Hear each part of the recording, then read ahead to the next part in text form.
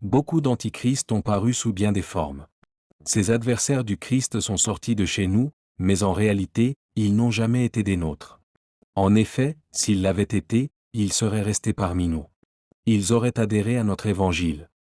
Or, ils nous ont quittés pour qu'il apparaisse bien clairement que tous n'étaient pas réellement des nôtres.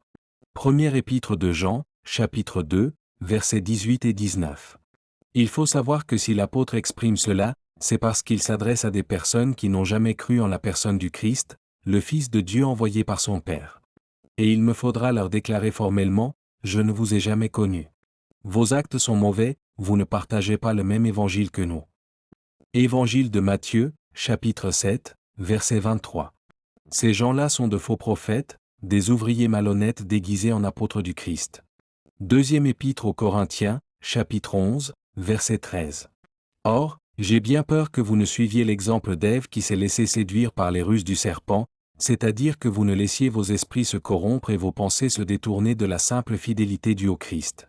Je crains que vous ne perdiez la sincère ferveur avec laquelle vous lui étiez attachés. Il suffit que le premier venu vous parle d'un Jésus qui ne ressemble guère à celui que nous vous avons prêché, ou d'un esprit différent de celui que vous avez déjà reçu, qu'il annonce un autre évangile que celui que vous avez accepté, pour que vous lui fassiez bon accueil. Votre tolérance à cet égard est parfaite.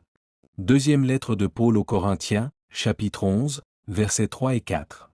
Nous avons cru, et nous avons connu que tu es le Christ, le Fils du Dieu vivant. Jésus leur répondit, ne vous ai-je pas choisi vous, les 12? Et toutefois, l'un de vous est un démon. Bible Martin, Évangile de Jean, chapitre 6, verset 69. Et dites-moi, concernant justement Judas, est-ce que nous trouvons des paroles qui démontrent qu'il a cru en la personne du Christ? Je ne vous ai jamais connu.